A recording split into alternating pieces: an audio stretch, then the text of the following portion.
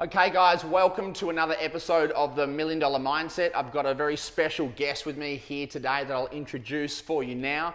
So Carlo is a former semi-pro soccer player and is now an ambitious, conscious creator and entrepreneur impacting the world of business, health and mindfulness. He's got over 6 years of experience in industries such as both online and traditional business, as well as marketing, mentoring, coaching and personal development. He's a coach, a mentor, speaker, co-founder of subscription snacks service box, a snack service called Snackbox Co. He's a host of the Conscious podcast he's had guests such as Dr. Demartini, who in my mind is in the top 5 in the world of this kind of personal development space. So it's a very amazing thing. We're going to talk about that in a second. He's also got an online community called the Conscious Collective, which is basically just bringing like-minded people together to learn, grow, and share. So without further ado, I'd like to bring and introduce and welcome Carlo to the $1 Million Mindset stage. Welcome, Carlo. Thanks, man. It's mate, I do these ones. It's such an honor to be here, and man, just kind of hearing that, it's like, oh, that's me. Yeah, I mean, I just did a post on Instagram yesterday, which just about a little bit about my journey of coming from, you know, Shepparton to this to this to that, and post some photos. It was funny, like just looking back at that, even my sister said, oh, I kind of like normally cringe when you kind of post stuff, but she's like, I felt so drawn into the journey, and like it's so easy to forget where you've come from and always be pushing to that next thing. And so, yeah, like if you were to now look back and go, the 10-year-old me, I think a question on your podcast, I was on Carlo's podcast called the Conscious Podcast only about a month ago when we were supposed to shoot this, but it didn't end up working out because I had a bit of a malfunction with the new equipment. But one of the questions was asking, like, something about your 12-year-old self. No, advice you'd give your 16-year-old self. Advice you'd give your 16-year-old self. So I'm curious to ask you, if you were to pretend that you were that 16-year-old Carlo right now, and then look at where your life is at and all of the things that you've done, and where, like what would the 16-year-old, your Dr. Demartini, you probably didn't even know who he was at that age. No. But I mean, like, what would you think of your life if you were an outsider or the younger you going back, being able to see where you are now? Oh man, because at 16 I had such a different vision for my life. Yeah. And different dream, and I expected such a different life compared to what I've done now. Yeah. Like I've done a lot of the things that I wanted to do, but I thought I was going to be the soccer player. I thought I was going to be the next David Beckham. And then it's like, I'm not that. It's like, I don't even want to play sport. Yeah. Like I've retired from soccer this year. And it's like, it's something so different. But if I was a 16-year-old and I was talking to him, you know, as much as, very switched on, I had to move away from home at 16, and if I was to point out all these things, I think it would just be like, whoa, like that's so awesome. Even that you're living life on your terms. Yeah, that's for me what it's all about. And you're happy, like you're in a really good place. Yeah, a really good answer, man. And I think like that was where the post for me was like feeling this last week. I've just moved into a new house. Been going through some big changes in my life, and it's like I realized this kind of resistance of like this just deeper layer of like, you should be doing more, you should be doing this, and I'm like, hold on a second, just hold some space for yourself.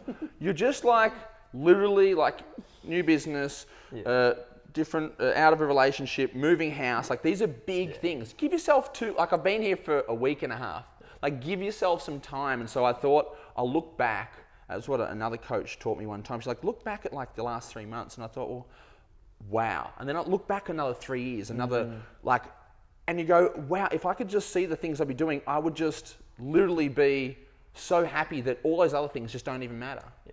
It's so cool. We worry about stressing about the real little things that are happening right now, but we kind of, especially people that are achievers and do have a vision and are doing, like, if you're not, that's cool, but if you are and you want to have an impact and make an impact, we kind of go, yeah, but it's not big enough, or it's not enough. And, but if you got to take those steps to then get to those destinations. And, you know, pat on the back, man, well done, you're doing fucking awesome. Well, yeah, I was just more so referring it to kind of you, because I just did an Instagram post before and was just walking back from the gym, and like, it was just a humbling thought to go, wow, you know, I'm on your podcast who, as we were saying before we pressed play and started the recording, we'll save this for the actual talk because this is cool stuff.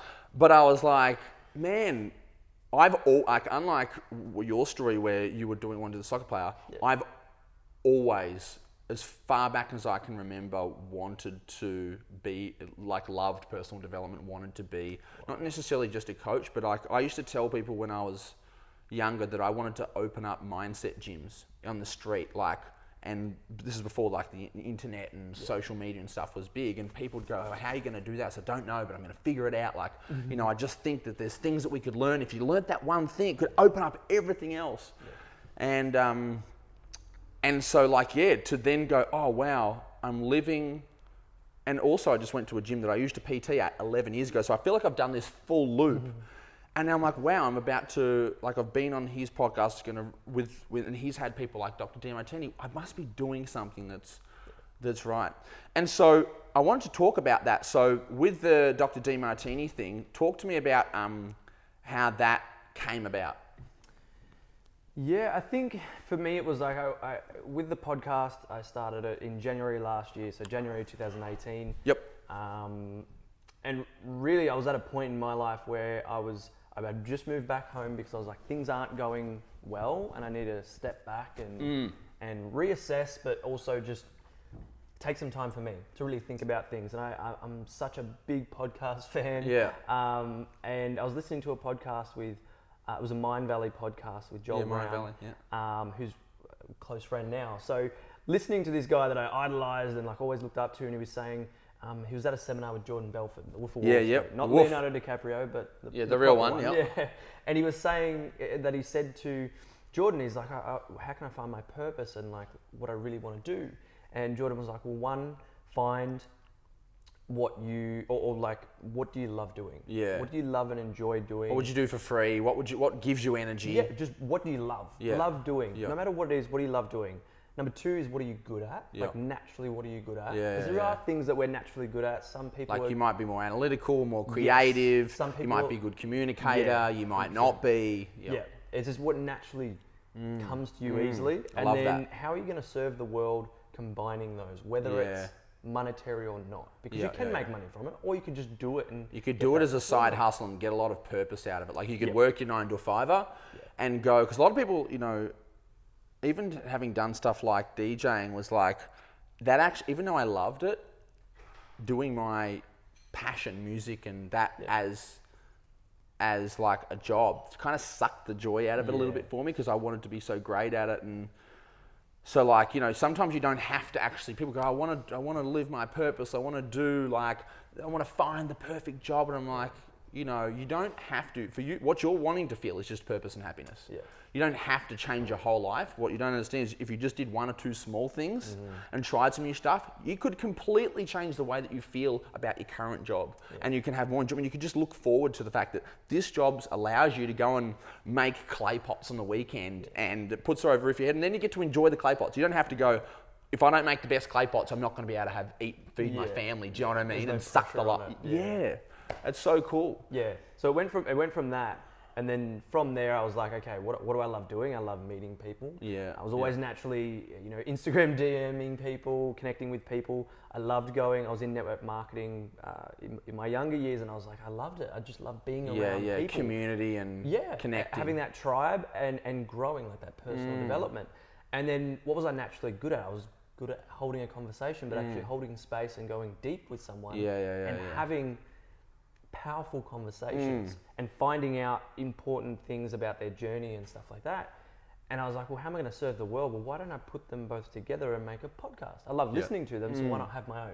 100%. And with that, I knew I'd be able to reach incredible people like yourself, build a connection, and then who knows what will happen in the future. So from that, it started, and I was interviewing friends and all of that. And because of my network marketing days, but then also soccer and just networking, I had incredible people in my network. So it was like, these conversations are epic. Why don't we record them? 100%. And other people can hear how amazing your story was and your mindset and all of that. Get inspiration from it. Yeah, I get inspiration from everyone's stories because everyone's been through something and everyone's got to where they are a different way. I just want to find that out and share that. So I did that, and then it was about 10 months, it was going good.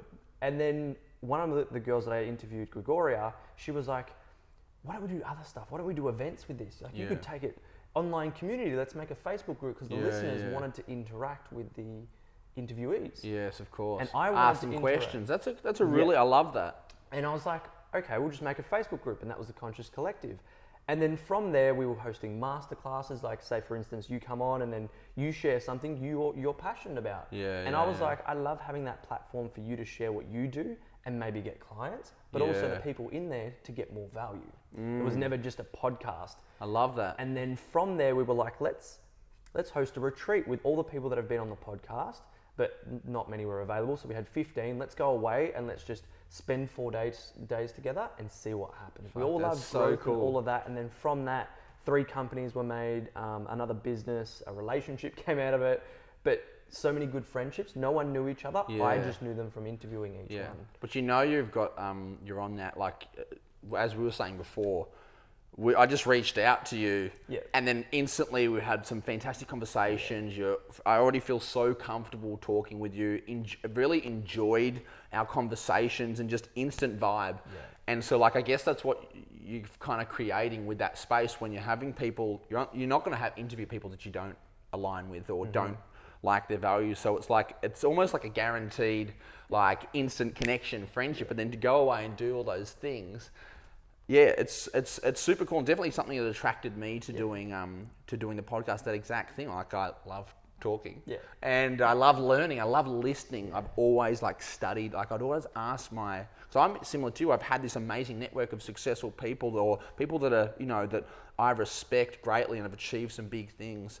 And I would just ask them, like, how did you get to that? What were you thinking? Like, what separated your mindset from someone else's? You live on the same street, you got the same, surely there's something that you could tell me that would, you're thinking differently, and I want to know what it is so that I can learn it and adopt it and maybe give it to somebody else. And if they apply it too, maybe we can all get the same results.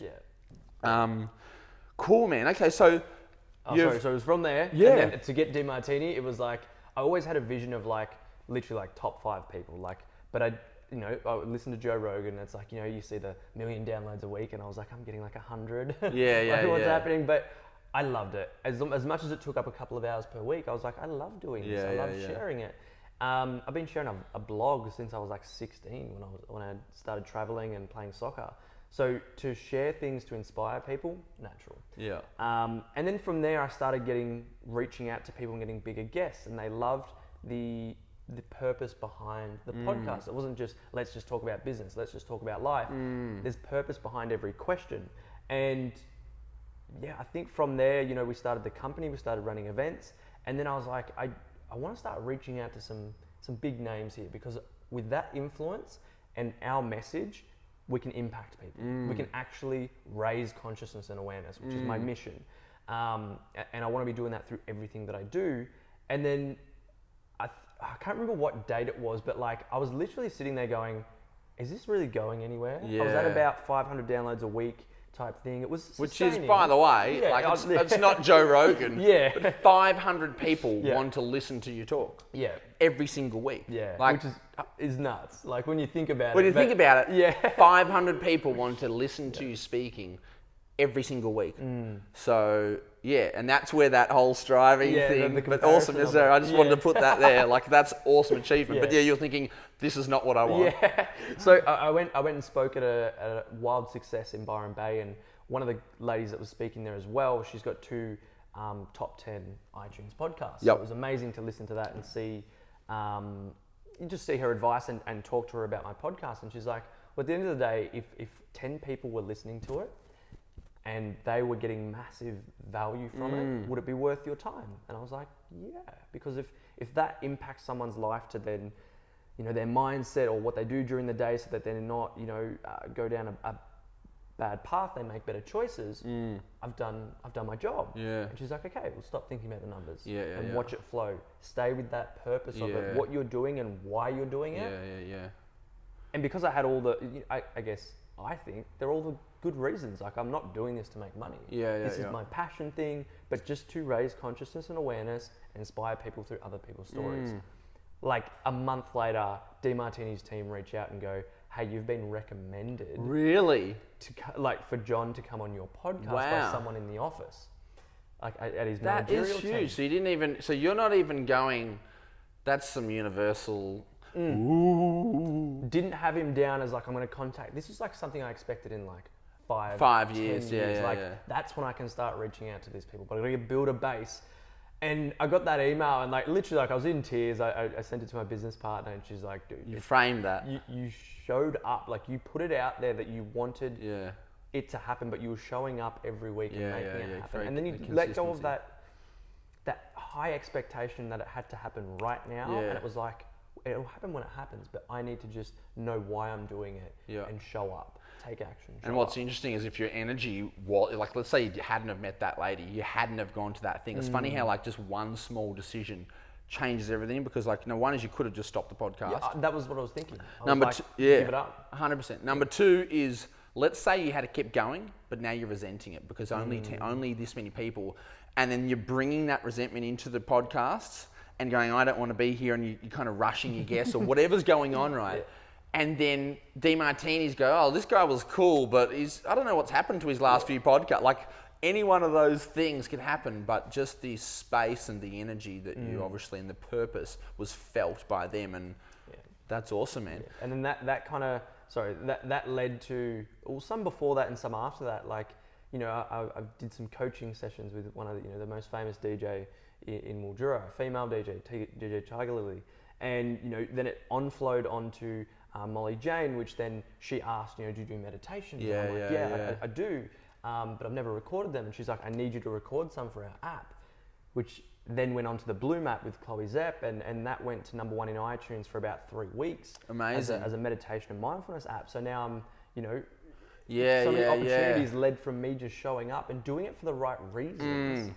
And the opportunities just came because of that. Yeah, I think there's a lot to say for literally everyone wants to. I had a coaching call with a client yesterday, and a lot of what I've been saying lately is like, and this is just from me literally changing the way that I do things as well, but like trying to figure things out and make these big plans and list everything out and then take action. When really but all that time that you're thinking and planning, trying to get it perfect, is really just fear of it's just fear and excuses stopping you. And so you're just taking action, constantly just showing up, and then you're just allowing things to happen for you, as opposed to like planning things. So it's just exploring it.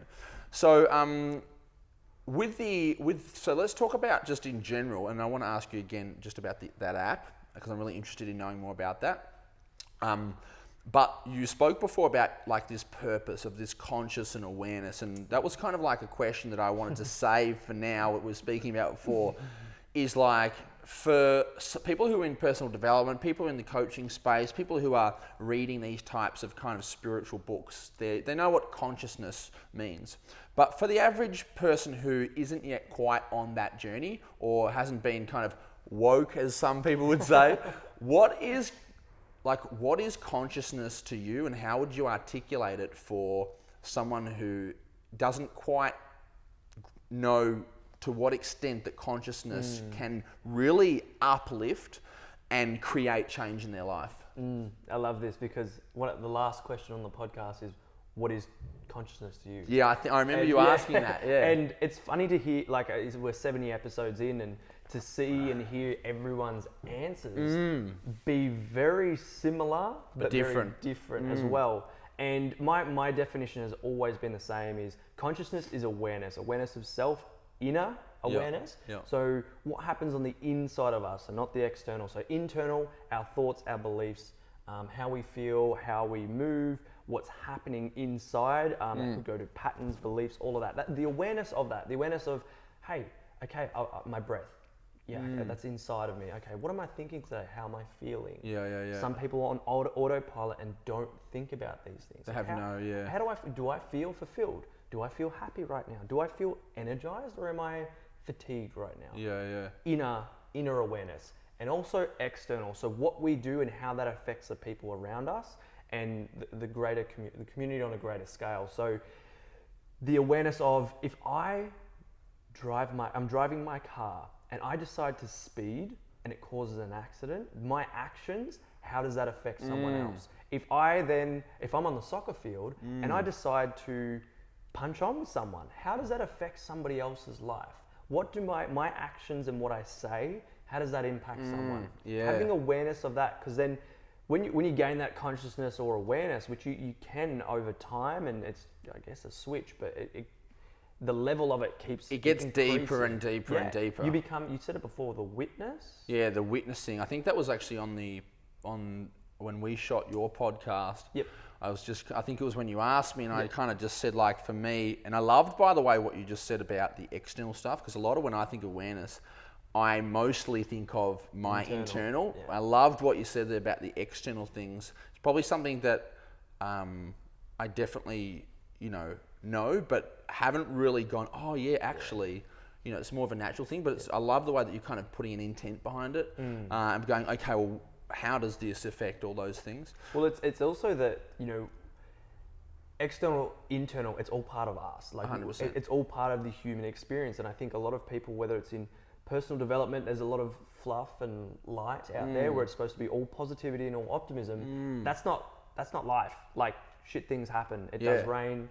We do have car accidents. People do pass away. And if we are all internal and going, how do I feel? Like, not externally going, okay, these things are happening. It's not to be aware, like, current things on media or news. It's like if I speak to someone in a certain, like, if I get angry with you, the impact that, like, if I get frustrated, then I project my things onto you, and like that's going to impact you. And a lot of times we're internalizing and go, how do I feel? But it's also like, well, hold on, how do they feel? Like, how does Carlo feel right now? Am I, this is such an important... Because then you start to create that connection, and you're not going me. It's like, okay, well, how do I want this podcast to go to? What do I want Carlo to leave feeling? And then you can actually create space for actually setting an intention for the space. I want to enjoy it. Okay, like I said to you, I think in the last few podcasts I've done it from notes, and already my enjoyment on this is just 10 times more because we set an intention. You know what? Let's just chat. Let's just have some fun, and let's just like talk about stuff that we love to talk about. Cool. And I think even with that connection of conversation, like, I did my mental health first aid a couple of weeks ago, just out of, I just want more knowledge on the topic. If you have that awareness of other people like yourself, like a friend, and you see something's not up, you can then say, how are you? How are you feeling? Like, what's been happening in life? You can then see, because they're telling you, yeah, I'm good. You go, how are you? I'm good. I'm good. But you can kind of see from your awareness that their body language is telling you otherwise. Yeah, and that gives you the awareness and ability to be able to speak to that and and hold space, or I guess have that conversation. In a healthy way. Yeah, and the same thing is like if you're at work and your work colleagues, the environment's not good. If you're not aware of that external environment, you're going to think impacting. Yeah, you're going to think it's I'm feeling this and that, but hang on, you've got an environment that's not helping you or supporting you. That's not helping you thrive. You as well. Yeah. It's just being aware of all those things, which is a lot, but It is, but if you take away from all the detail, it's really just a formula. The formula's a lot more simple, which is just notice and witness these things. Okay, so that's what consciousness and awareness is. And so for someone who is going, that sounds like really, like that would be able to impact my life in a positive way. What sort of steps would you say that someone else could take? And then before I forget, what were the steps that you where was the awakening for you? So question one was, how could someone else? Well, actually, start with yourself, and then that might also lead into how someone else can do it. So what was your experience with kind of just awareness and all of consciousness that. and Yeah. noticing these things where you really felt that, the big shift, and then you've gone and prioritized it and gone deeper over time. What age and kind of what was the catalyst? Oh man, there's so many ways I could explain this. Like, I think Do it the best way. I think it's most powerful to share my story in terms of what I shared, last, like the ego side, because that, for me, it wasn't one, but it was so many points, little cracks in that life started to Yeah. kind of come through into you going, holy shit. Yeah, which it, I guess took me to a new level each time. So how I like to say it is like, what my ego wants you to hear is that I played the sport I loved for 15 years. I got to play for my country at 16. I got to play overseas, semi-pro, 10 different teams, won all the awards you can think of. Won league trophies, best and fairest. Not most goal scorer, but I was a defender. But yeah, got to do the sport I love at a high level. At a very high level, yeah.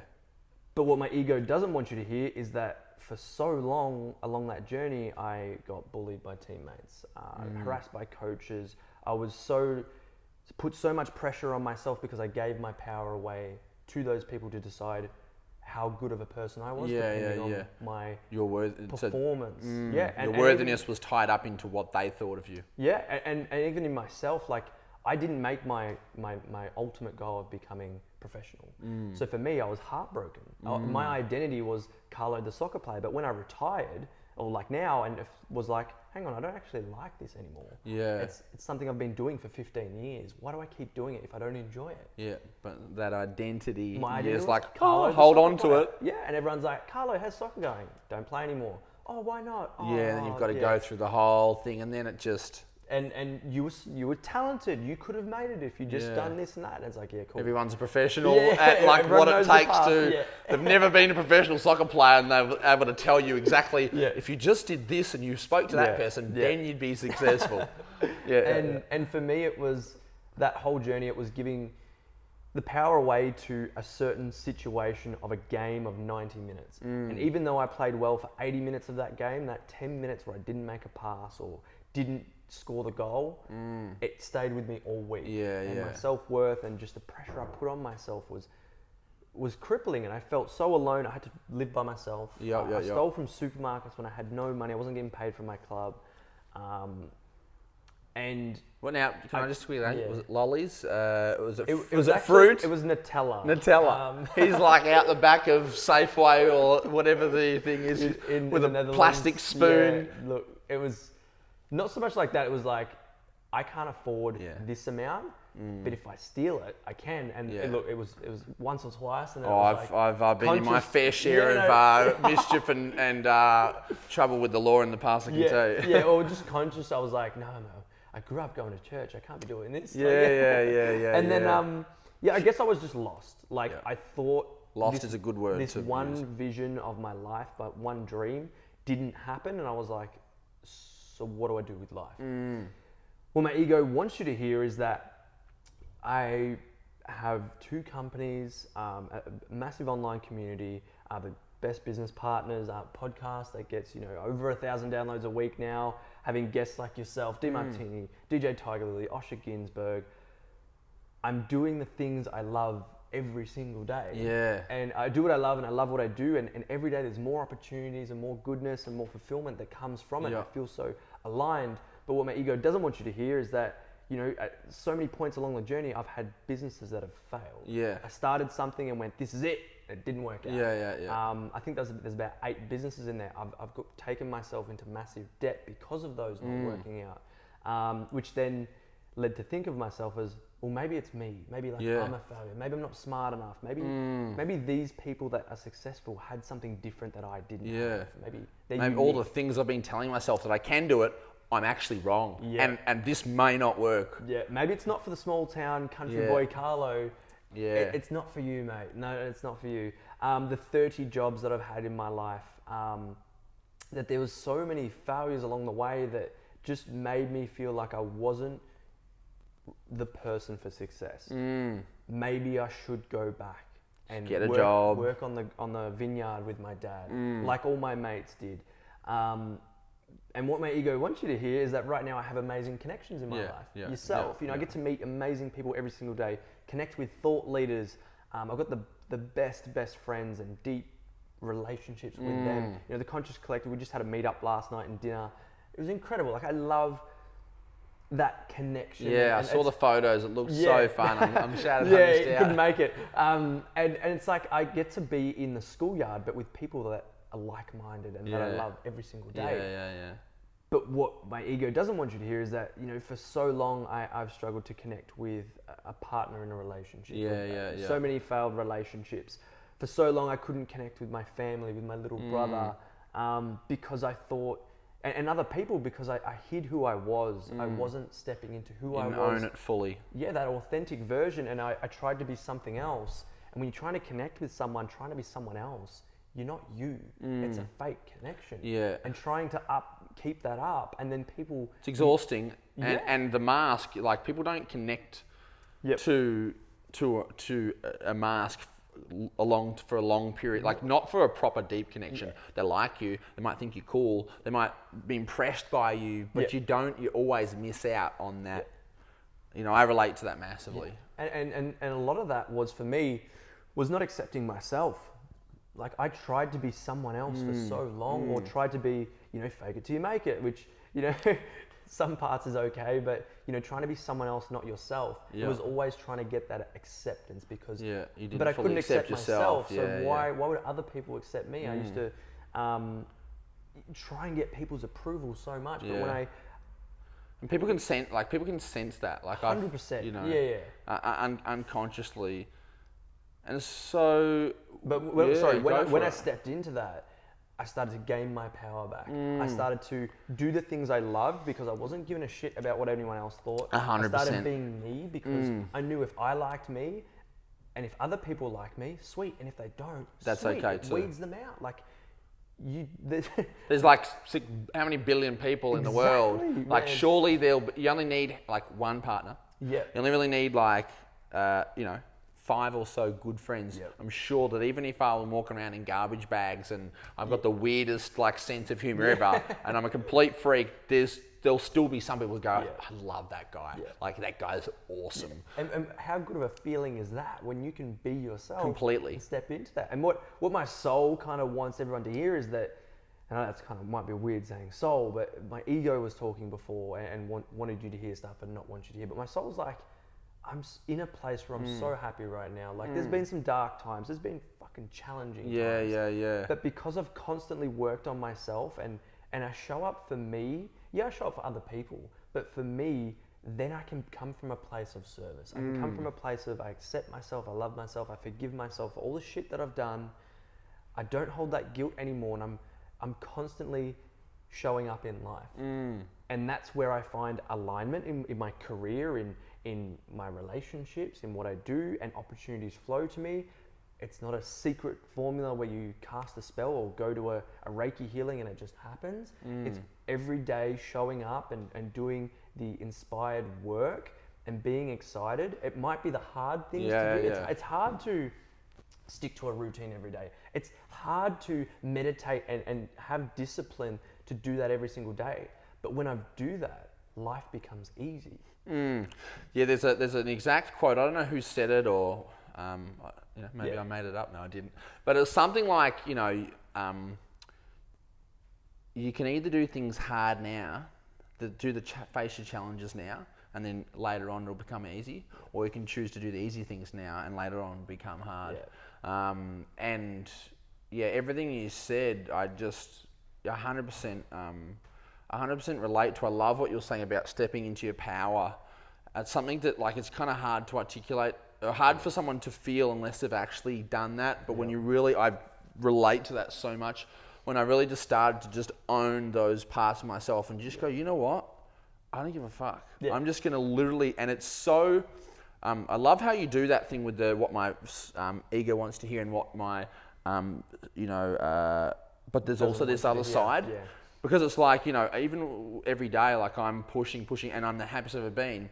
But, like, doesn't mean that it's easier. I might be working 15 hours a day. Sometimes I have fears. Sometimes, like, people think, once I get to this place, And that's what used to happen to me. Is Nothing I'd get to this height. happens. I'd get to this height and level, and then I'd go, "Oh, this is so great!" And then a challenge would come in, and I was so attached to the happiness.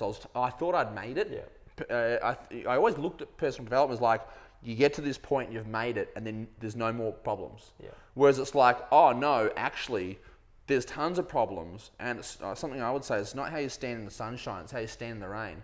Yeah. And so like, with the challenges and with those fears, like, if you can become comfortable with being uncomfortable. Like, I did triathlon, and I was in so much fear around things, and I thought, I'm gonna, even because this is what I really wanted to do, but I'm going to go and do that because I want to build up some courage, I want to build up some strength, I want to, like, running at a heart rate of 190 beats per minute for like an hour and a half, or doing a thing, like, you're so uncomfortable, and you literally, it's like almost like a meditative thing where you have to just be okay with not being okay. Yeah. And you can notice yourself when you feel stressed, you slow down, your body tightens up, and you can't run properly. And you go, oh, you check in, you have that witnessing and awareness. You go, oh, where's my mind at? I'm thinking negatively, and I can feel my knees starting to hurt. I can feel my body tightening up. I go, oh, hold on a second. Think of something positive. Think of like get out of this mindset, and instantly my pace, my breath would come back. And it's like, it's such an amazing metaphor for life now. It's like, where's my, I think we think 60 to 70,000 thoughts a day. The quickest question to ask someone, like, you know, is like, they say, I want to be successful, I want to do this. And I go, like, if we think 60,000, 70,000 thoughts a day, how much of yours are empowering you? And how much is disempowering you? And most people are like, oh, it's 5 and 10% is like empowering. Most of it's like comparison, conflict, wishing and desiring, and you know, comparing. And in hindsight, I wish I did that better. It's like, well, you're sucking all the power out of yourself. So yeah, I love the way that you were saying about stepping into that power, because when you own yourself, it's like you're giving yourself that ability to be okay with things being vulnerable and things not being perfect. And I think it's so easy to sit on the other side of the fence and look at people and go, oh, what an amazing life, what an amazing thing. But it's like, all the things that you're doing, even though you feel so amazing, you're still like, but I want to still get to here, but I've got these things. There's like, there's still fears, there's still challenges. Yeah. But the witness and the consciousness and awareness allows you to navigate those challenges and show up each and every day, which is obviously what you've been able to do so well to get yourself to this platform. Awesome, man. I think that as well is like something I love teaching as well through my programs and at our events is, you know, when you really, it's self-analysis. That having that witness is self-analysis, asking yourself quality questions like, am I actually happy? I think it was Tony Robbins, one of my favorite quotes is, success without fulfillment is the ultimate failure. Yeah. Am I fulfilled doing what I'm doing? Is this relationship I'm in, am I happy? Yeah. And do I feel connected, or am I, you know, am I doing this because of a feeling a void? Yeah. Am I drinking on the weekend because I'm trying to escape my life? Do I love what I do? Am I happy with my life? Like, just those questions. And then from there, you gain the awareness to go, okay, maybe it's not. And then maybe I've got to try something else. Am I happy in who I am? And then if it's no, or sometimes it's like, okay, well, what's something deeper. I could do to work on that? And then like you said, like it's constantly working on that. It's, oh man, I heard a podcast the other day, Simon Sinek's new book. Yeah, I love Simon Sinek. I think it's called Infinite Game, where life is an infinite game. Soccer is a finite game. Start, middle, end. Yep. You know who's going to play, you know the exact amount of numbers, and you know there's going to be a scoreline at the end of the day, winner, loser, or a draw. Yeah. Then it finishes, and that's it. Business is not a finite game. Yep. It's infinite. If you're trying to go, I'm going to get to this point, and then that's it. Life will be amazing. Same with life. Like life is an infinite game where it's just going to keep. You're here for your time. It's not. I'm not here until the end of this year, and then that's it. It's like, no, you got to constantly keep. Life is going to. This is where the duality comes in. Like, we're humans. We shit. We piss. We love. We feel pain. People die. We get hurt, like physically hurt. That happens. Don't try and push that away and go, no, that doesn't happen. That's where you see in the positivity and personal development. Just be positive. Just Be positive. Be positive. I look at something and I go, oh, but just find the positives. It's like, yeah, that's great. That's great optimism. Yeah. But also see where maybe you've missed out on an opportunity, or where the bad sides of it. Which is a DeMartini technique, is the polarity, I think he calls it. Yeah. But remind yourself that you're human, that if something goes wrong, okay, I don't need to beat myself on this, on myself. And I don't need to attach myself to this constant ghost version of me that it's almost like we're running a race against ourselves, and like we're this normal version of us, and we've got this other version that we want to be. It's almost like, I don't know if it's from a game or whatever, but like, you know, you're kind of a ghost inside traveling. I'm aligned. Oh, I said I was going to do this, but I didn't. I'm over here, or I'm aligned. And it's like the gap from where we think we should be aligning with ourselves. If we don't have that awareness and witnessing, then we judge ourselves for being over here. Yeah. And when we judge ourselves, we go into that disempowered state. When you're in a disempowered state, you tend to have less awareness, more triggers, less action, less showing up. Awesome. Yeah, and I think that journey, I did ramble with that, but to get back to what you asked, was where were those awareness points? It was at each of those points where you had to check. I had to check in and go, never had suicidal or depressive thoughts or anything like that, but it was like, I'm not happy, and why? You were more so, you weren't super depressed, it was more just like trying to figure it out, like being super curious. It was like, I feel this way, there's someone else in my life or that I idolize that doesn't feel this way. What's the gap? What are they doing? Exactly, and that, you know, going into network marketing was full personal development, and just constantly falling in love with growing, finding out who I am and becoming that is fulfilling, because everything else just flows from that. Yeah, 100%. And so, so conscious and awareness is basically witnessing and being able to notice and, I guess, create space so that you can choose how you want to react or choose how you want to think, and notice like what's affecting us in this way. And then, so for somebody who is, as I said before, the part two of that question is, so that was your journey to awakening, and mine was similar. It was like, I call it almost like being in the dark, and then, you know, little cracks of light would kind of open, like you'd read a book or you'd speak to someone, you'd do something, and then more light would open up, more light, and then you'd come out and you're like, holy shit, I have been missing out. And life does literally become a game. Yeah. Like it literally, like now when I have challenges, I'm like, okay. I see what's happening. Yep. I'm here. Before I just go, I don't like this. I don't feel like this is good, and I want out. Yeah. And I would just, all the businesses and all the things that I tried to do, that's exactly what would happen every single time. Yeah. I would get to a point where I got overwhelmed and I'd go, this isn't worth it. My happiness is more important than anything. And boom, and I'd just clean my hands off it. And every single time I'd just lose tons of money, all the time. But I'd go, oh, this is just getting me, I never gave up. Like, this is just getting me ready for the next thing. I'd get myself like back into kind of like a good mental state after having like a nervous breakdown or something. And then I go, okay, what's my next thing now? Yeah. But navigating, the tool that I didn't have then, and I was someone who'd done a lot of personal development, but I didn't know the things that I know now about the other things that can affect us besides the awareness and how we feel, all the chemical sort of stuff, which is a lot of what I do in my programs now. But going back to that second question, so for mine was like the lights opening, and then it was like, even now, having done this stuff for like 10 years, my huge breakthrough came through doing a lot of self-limiting belief work. Yeah.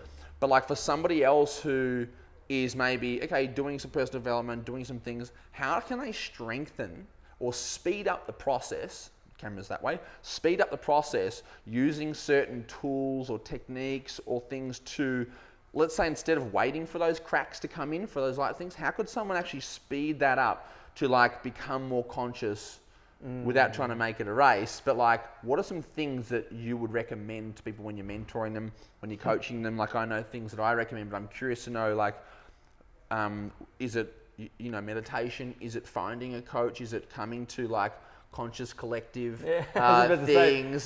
Plug. Join the Conscious Collective. And, listen to the podcast. Yeah.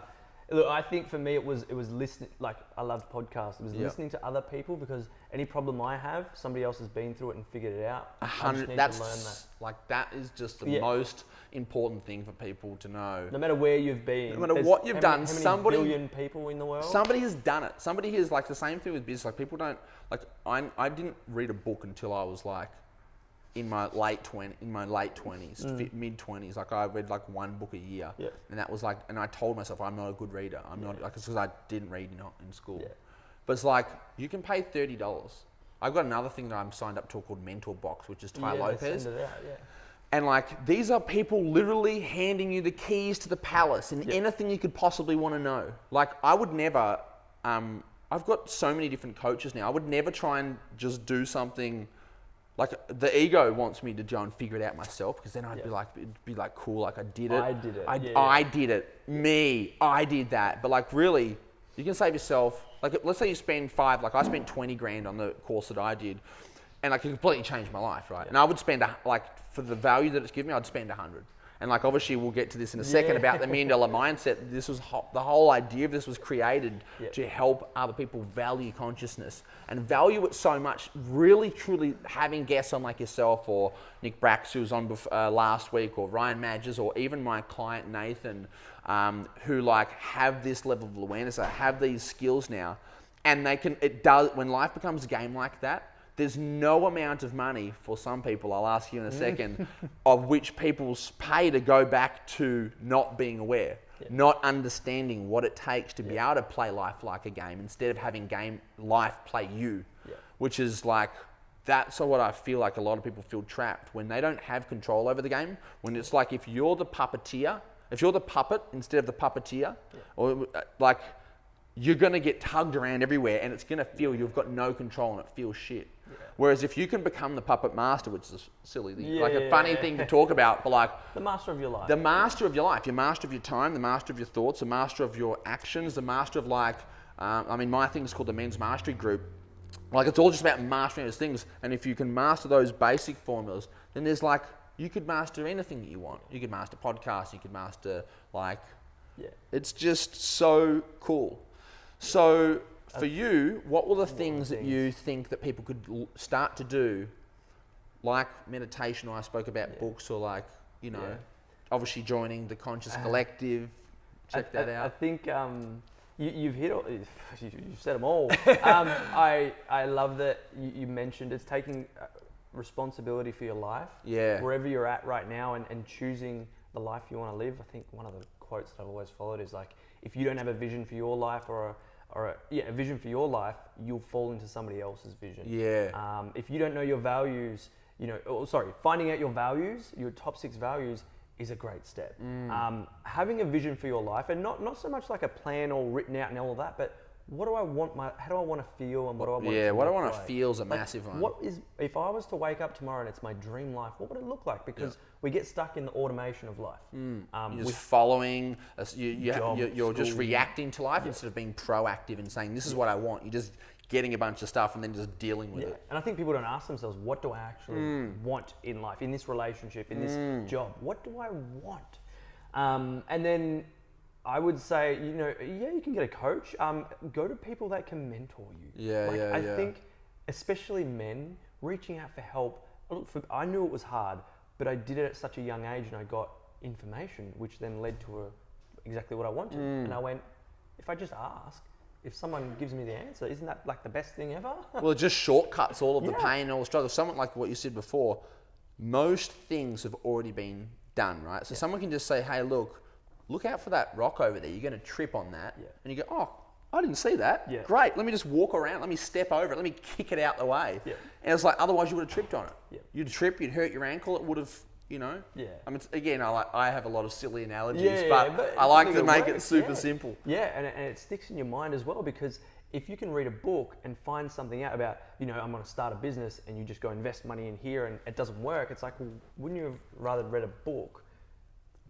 There's both parts, taking action, but also ask for help. And I think in the whole, right now, mental health is a massive thing. If you're not feeling good, there's obviously level of reasons, action you can take is but there's so many factors that are reasoning to that. So whether it's your physiological, whether it's in your mind, whether it's other things that are happening. But if you don't speak up and know what you want, but then also ask for help, then I think for me, what would have sped it up would have been asking for help earlier on.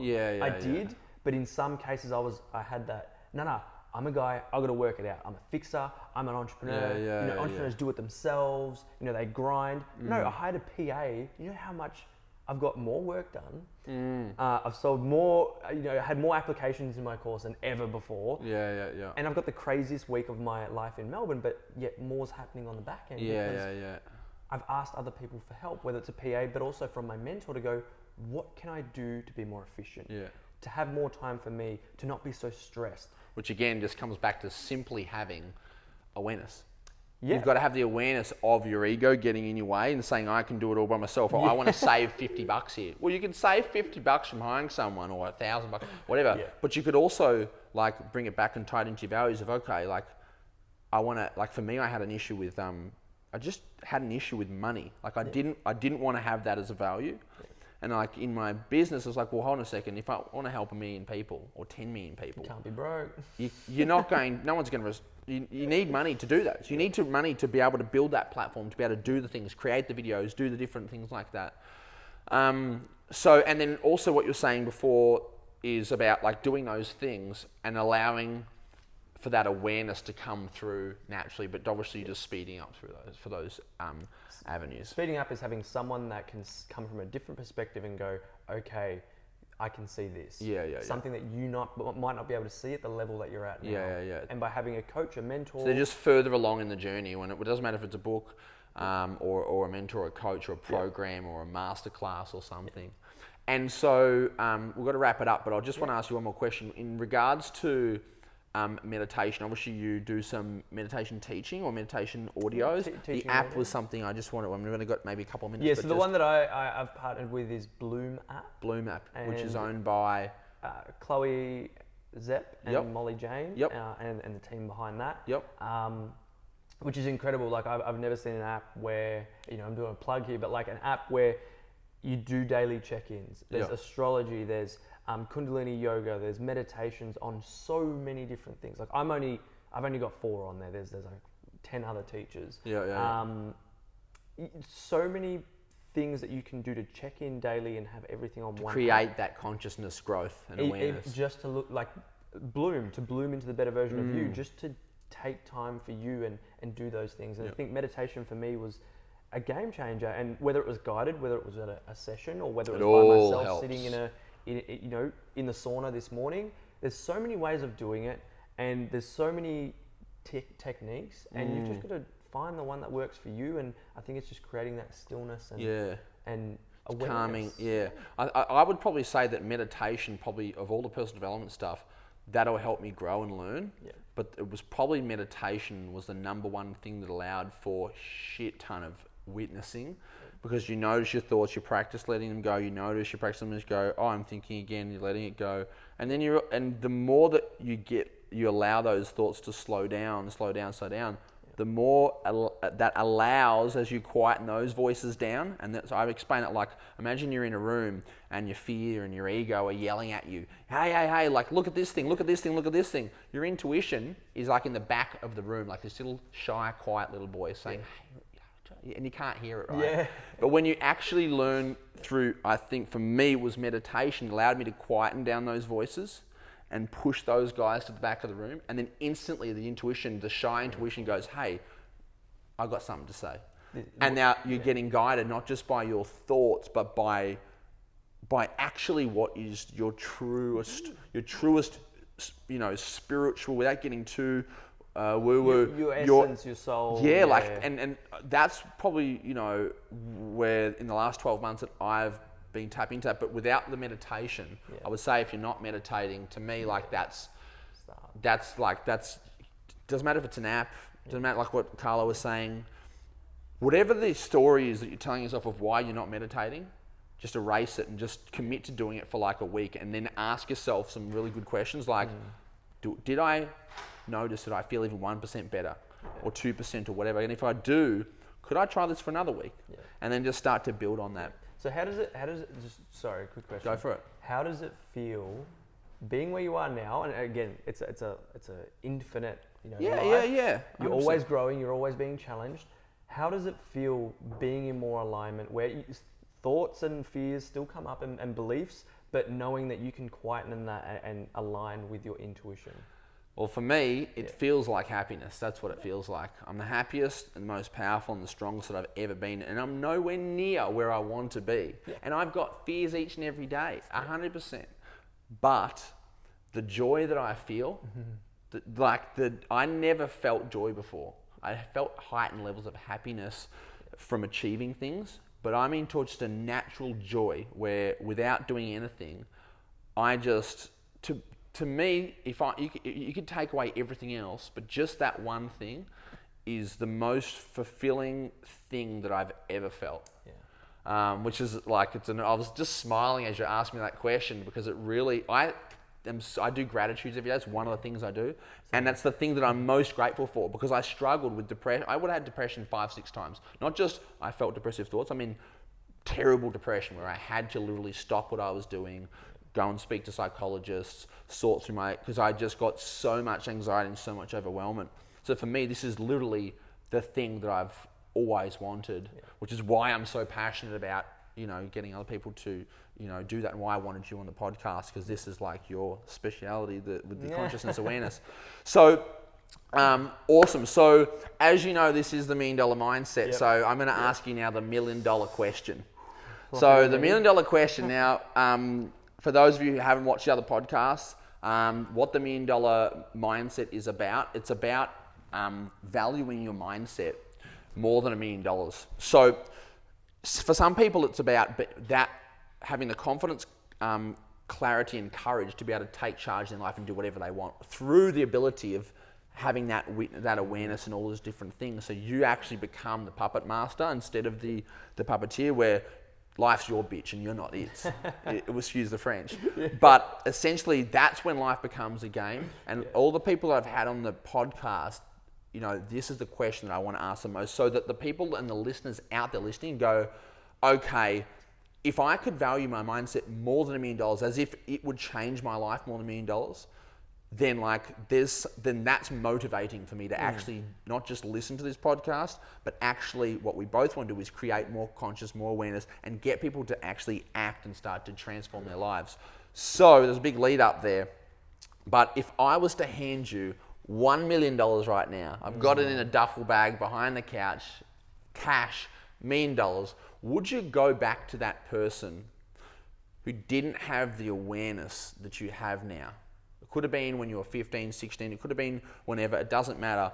But if I had obviously neither of us are there yet where we're like multi-millionaires, where we're changing, so we're still on a huge journey. So $1 million might be pretty helpful, but then you'd have to go back to that person. So would you trade $1 million for your mindset? No. I knew that would be a simple question. And look, I love to explain it because, when you're given $1 million, you can do a lot of things externally. But which would only be to make you feel something internally anyway. As we know, and as I've interviewed people with hundreds of thousands of followers or famous in their field, or having millions of dollars. Yeah, having millions of dollars. It was never about that, and it's always internally. What can you be? And with my mindset, I can be whoever I want to be at any time. I can create a business that makes me millions of dollars. Yeah. But if I felt $1 million internally, that's so much more important to me. And look, we live in a monetary world, and yes, we do need money. But I'm a monetary girl. If you don't have your mindset and the awareness, you're never really going to get there. You're going to be on autopilot, and all those, I guess, the things we don't want to be feeling, we'll be feeling all of those. So no, definitely not. So, and as I said before, so really, it's worth more than $1 million to you. It's infinite. infinite dollars. So having a mindset that you've got now is worth millions of dollars. So learning these things, guys, if you're watching this and going, you know, okay, I'm either new to personal development, maybe I've been doing personal development, but I can see that Scott and Carlo are talking about stuff that I haven't fully tapped into yet. I encourage you massively to start to explore, reach out to people, read some books. If you're not meditating yet or you haven't fully got the value out of that, then start to ask people, what did you do? How did you get into this?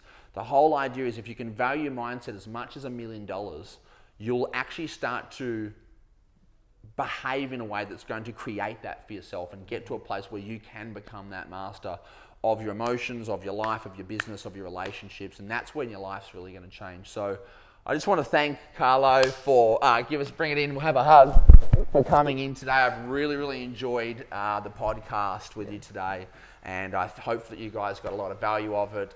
If you want to follow Carlo, just give them a quick spiel of how they can get in contact with you. So the best way is Instagram, all links are in there. So it's Carlo_Cirillo, Cirillo. Everything's in there. Yep, beautiful. Or carlocirillo.com. Fantastic. And I'm Scott Andrews. You can follow me on Instagram, Scotty Andrews, or Couch to Courage, also on Facebook.